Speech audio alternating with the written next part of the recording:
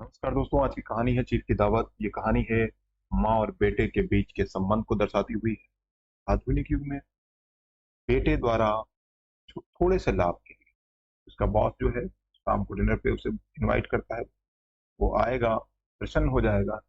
इसलिए वो अनजाने में ही उसके सही उसकी बूढ़ी माँ के साथ किस तरह का वो व्यवहार कर रहा है, वह है ये थोड़ा सा भी नहीं सोचता कि उसकी माँ पर क्या गुजर रही है। इस पे आधारित कहानी है। पूरा सुनिएगा। बड़ा आपके मन को झकझोर देगी और मजा आ जाएगा।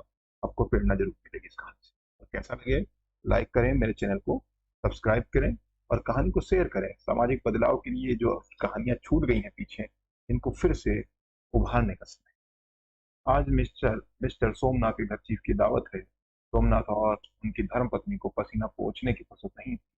पत्नी ड्रेसिंग गाउन पहने, उलझे हुए बालों को जूड़ा बनाए हुए, मुंह पर फैली हुई सुर्खी और पाउडर को भूले, और मिस्टर सोमनाथ सिगरेट पर सिगरेट फूकते हुए चीजों की फहरिस्त हाथ में थामे एक कमरे से दूसरे कमरे में जा रहे थे। आखिर 5 बजते बजते तैयारी मुकम्मल हो। कुर्सियां, मेज, सिपाही, नैपकिन, फूल सब बरामदे में। ड्रिंक का इंतजाम बैठक में कर दिया गया। अब घर का फालतू सामान अलमारियों के पीछे और पलंगों के नीचे छिपाया जाने लगा। तभी सोमनाथ के सामने सहसा एक अड़चन खड़ी हो गई। माँ का क्या होगा? इस बात की ओर उनका और उनकी कुशल गृहिणी का ध्यान गया था। मिस्टर सोमनाथ श्रीमती की ओर घूमकर अंग्रेजी में बोले, माँ का क्या होगा? श्रीमती काम करते करते ठहर गई और थोड़ी देर तक सोचने के बाद बोली, इन्हें पिछवाड़े इनकी सहेली के घर भेज दो। रात भर बेशक वहीं रहे, कल आ जाए। सोमनाथ सिगरेट मुंह में रखे सुकड़ी आंखों से श्रीमती के चेहरे की ओर देखते हुए पल भर सोचते हुए फिर सिर हिलाकर बोले, नहीं, मैं नहीं चाहता कि उस बुढ़िया का आना जाना यहाँ फिर से शुरू। पहले ही बड़ी मुश्किल से उसने यहाँ आना बंद किया। माँ से कहें जल्दी ही खाना खाकर शाम को ही अपनी कोठरी में चली जाए। मेहमान कहीं 8 बजे आएंगे, इससे पहले कि अपने काम से निपट लें। सुझाव ठीक था, दोनों को पसंद आया। मगर फिर सहसा श्रीमती बोल उठी। जो वह सो गई और नींद में खर्राटे लेने लगी, तो साथ ही तो वह बरामदा है जहाँ लोग खाना खाएंगे। तो इन्हें कह देंगे कि अंदर से दरवाजा बंद कर ले, मैं बाहर से ताला लगा दूंगा। या माँ को कह देता हूँ कि अंदर जाकर सोएं, नहीं बैठी रहे, और क्या। और जो सो गई तो डिनर का क्या मालूम कब तक चले। 11-11 बजे तक तो तुम लोग ड्रिंक ही करते रहते हो। सोमनाथ कुछ खींच उठे, हाथ झटकते हुए बोले, अच्छी भली यह भाई के पास जा रही थी, तुमने ही खुद अच्छा बनने के लिए बीच में टांग अड़ा दी। वाह, तुम माँ और बेटे की बातों में मैं क्यों बुरी बनूं? तुम जानो और वह जाने। मिस्टर सोमनाथ चुप रहे। यह मौका बहस का ना था, समस्या का हल ढूंढना था। उन्होंने घूमकर माँ की कोठरी को देखा। कोठरी का दरवाजा बरामदे में खुलता था। बरामदे की ओर देखते हुए झट से बोले, मैंने सोच लिया है। और उन्हीं कदमों माँ की कोठरी के बाहर जा खड़े हुए। माँ दीवार के साथ एक चौकी पर बैठी दुपट्टे में मुंह सिर लपेटे माला जप रही थी। सुबह से तैयारी होती देखते हुए माँ का भी दिल धड़क रहा था। बेटे के दफ्तर का बड़ा साहब घर आ रहा है, सुखते से चल जाए। माँ, आज तुम खाना जल्दी खा लेना, मेहमान लोग 7:30 बजे आ जाएंगे। माँ ने धीरे से मुंह पर दुपट्टा हटाया और बेटे को देखते हुए कहा, आज मुझे खाना नहीं खाना है बेटा, तुम जानते हो मांस मछली बने तो मैं कुछ नहीं खाती। जैसे भी हो अपने काम से जल्दी निपट लेना। अच्छा बेटा। और माँ, हम लोग पहले बैठक में बैठेंगे, इतनी देर तुम यहाँ बरामदे में बैठना। फिर जब हम यहाँ आ जाए तो तुम कुशल खाने के रास्ते बैठक में चली जाना। माँ अबाक बेटे का चेहरा देखने लगी, फिर धीरे से बोली, अच्छा बेटा। और माँ, आज जल्दी से सोना नहीं, तुम्हारे खर्राटों की आवाज दूर तक जाती है। माँ लज्जित सी आवाज में बोली, क्या करूं बेटा, मेरे बस की बात नहीं। जब से बीमारी से उठी हूँ, नाक से सांस नहीं लेती। मिस्टर सोमनाथ ने इंतजाम तो कर दिया, फिर भी उनकी उधेड़ बुन खत्म नहीं हुई। जो चीफ अचानक उधर आ निकला तो 8-10 मेहमान होंगे, देसी अफसर, उनकी स्त्रियां होंगी, कोई भी गुसल खाने की तरफ जा सकता है। क्षोभ और क्रोध में वह सिर झुंझलाने लगी। एक कुर्सी को उठाकर बरामदे में कोठरी के बाहर रखते हुए बोले, आओ माँ, इस पर जरा बैठो। तो माँ माला संभालती, पल्ला ठीक करती हुई उठी और धीरे से कुर्सी पर आकर बैठ गई। यूं नहीं, माँ टांगे ऊपर चढ़ाकर नहीं बैठते। यह खाट नहीं है।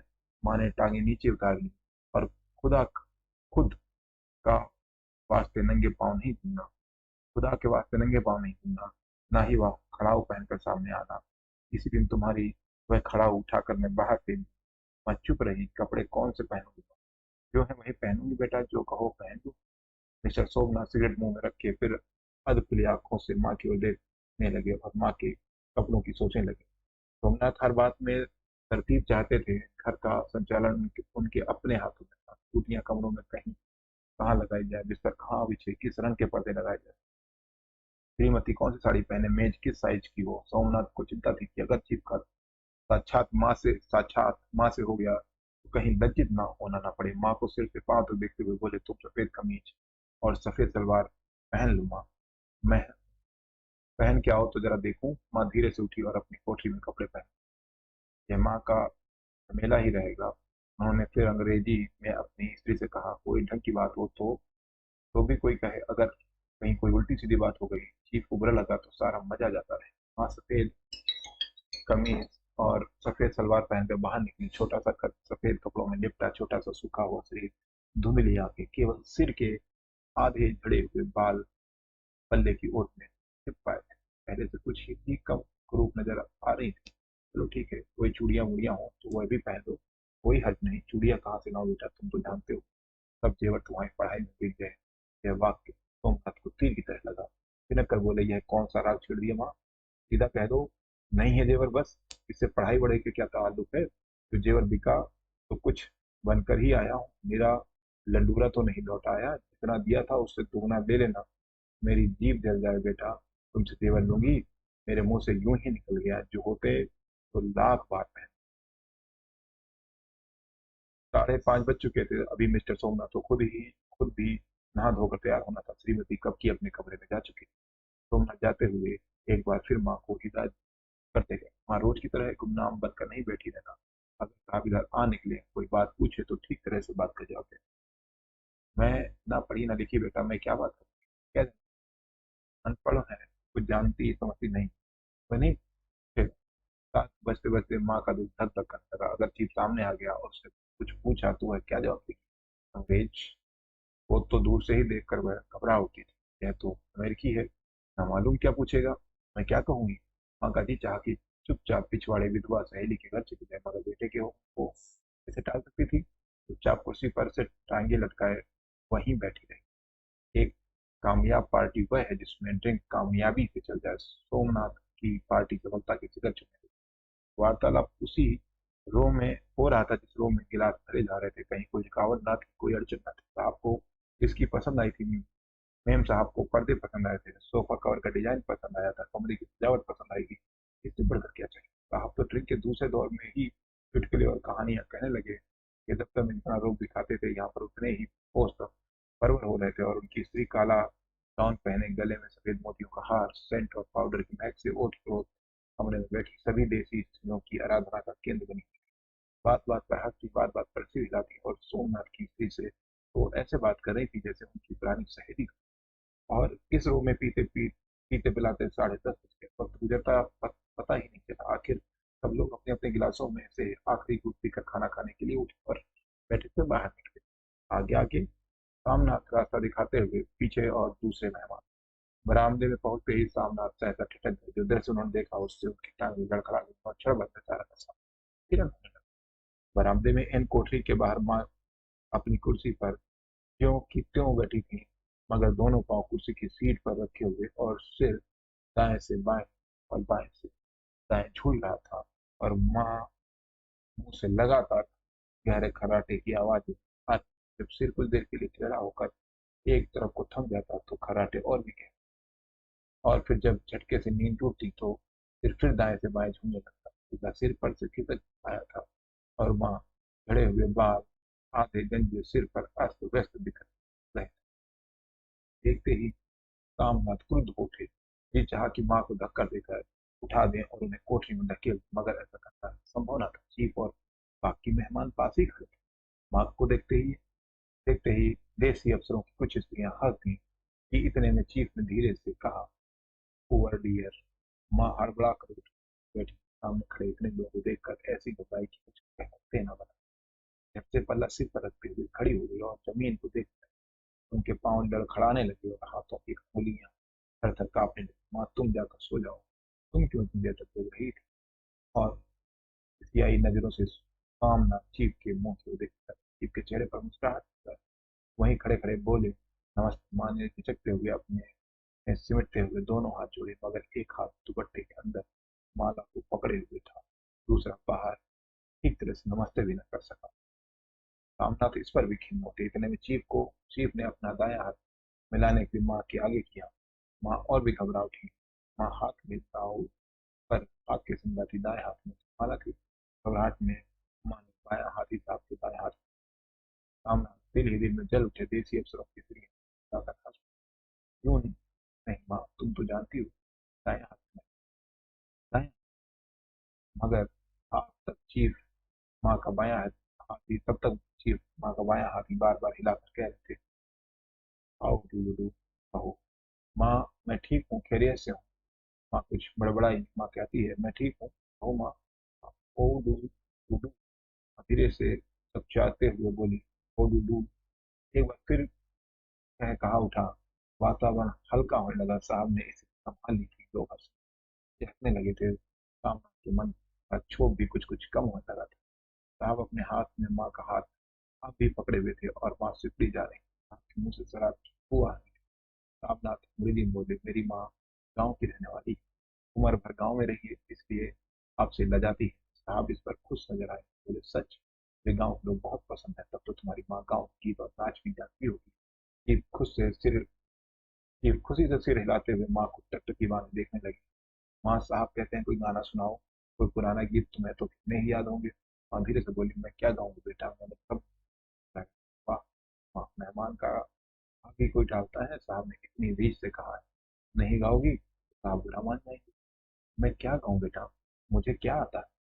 वाह, कोई बढ़िया टप्पे सुना दो। दो पत्थर अतारा दे।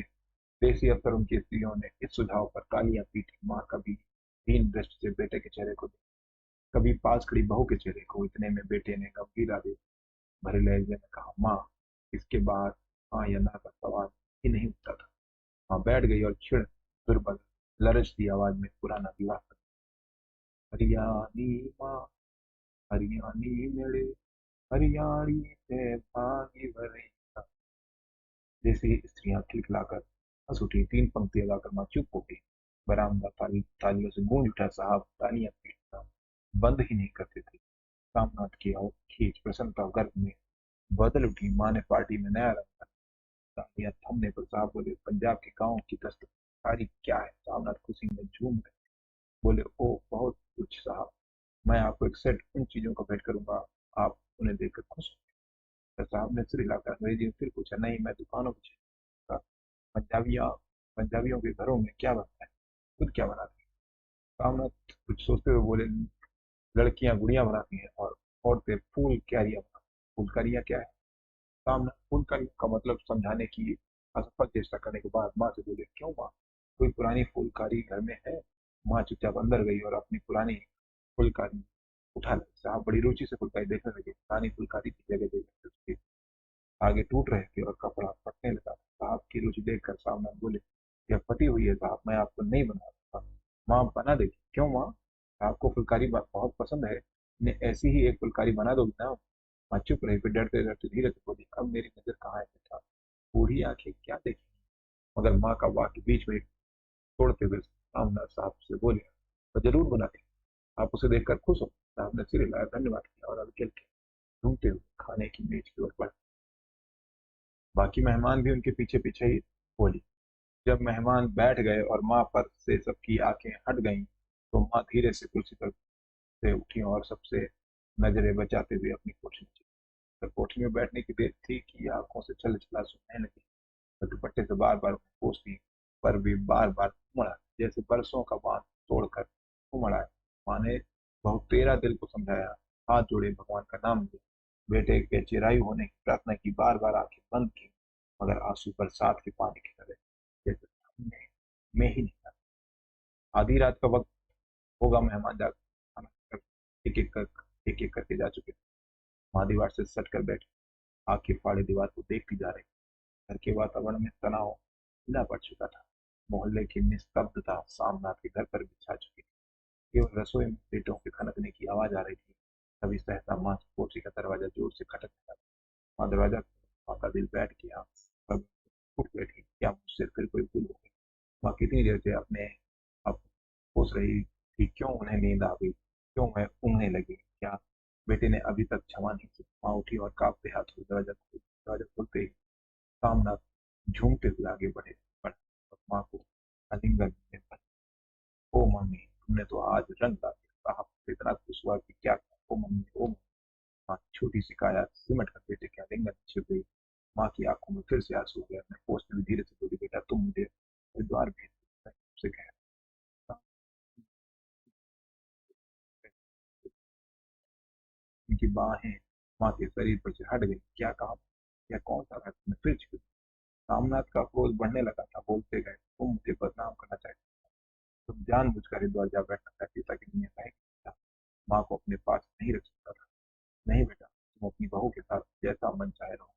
मैंने अपना खा पहन लिया है। अब यहाँ क्या, तो थोड़े दिन जिंदगी आने के बाकी हैं। भगवान का नाम लोगी तो मुझे हरिद्वार भेज। तुम चली जाओगी तो ये फुलकारी कौन बनाए? साहब से तुम्हारे सामने ही फुलकारी देने का इकरार किया। मेरी आंखें अब नहीं है बेटा जो फुलकारी बना सका। तुम कहीं और से बनवा लो, बनी बनाई ले लो। माँ, तुम मुझे धोखा देकर यूं चली जाओ, मेरा बनता काम बिगाड़ोगी। जानती नहीं साहब कुछ होगा जो मुझे तरक्की मिले। माँ चुप हो गई। फिर बेटे की मुंह की ओर देखते हुए बोली, क्या तेरी तरक्की होगी? क्या साहब तेरी तरक्की कर देगा? क्या उसने कुछ ऐसा कहा है? कहा नहीं, मगर देखती नहीं कितना खुश हो गया। कहता था जब माँ तेरी फुलकारी बनाना शुरू करेंगी तो मैं देखने आऊँ कैसे। और साहब खुश हो गया। हमेशा। कैसी लगी कहानी? कमेंट करें और चैनल लाइक करें, सब्सक्राइब करें।